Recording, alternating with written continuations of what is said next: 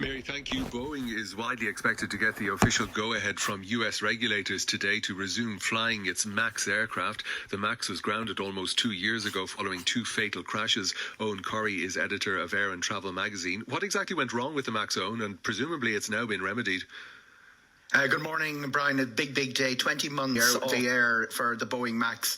Steve Dixon says today that it looks like the certification process will be complete. The investigations have not been pretty for Boeing. It does look like Boeing tried to pass this off as a new version of an old aircraft, the 737, rather than a new aircraft, which effectively it was.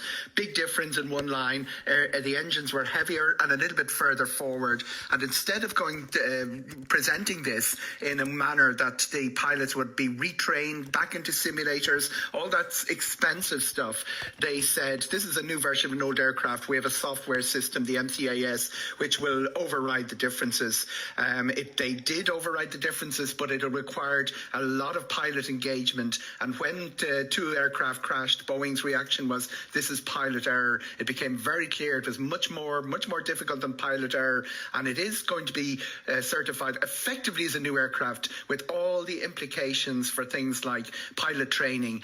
Everything that should have been done the first time around is going to be done this time. Another major question is how Boeing were effectively self-certifying their own aircraft. They were too close in too close a relationship with the FAA. And the major question for passengers will be, will they get on board a MAX if they discover they're going to be flying on one? It's a very interesting one because there has been talk of changing the name. The biggest customer for the 2 biggest customers for the MAX over here are one of the lessors and, of course, Ryanair. And Michael O'Leary's position is quite clear. People like shiny new aircraft. They don't like flying an older aircraft. And once the certification process has been undergone, people will be happy to fly. It's a big part of Ryanair's plans. And they're awaiting quite a large order. It was submitted about 2 years ago, but with the pandemic disruption, it's probably worked out quite well for them.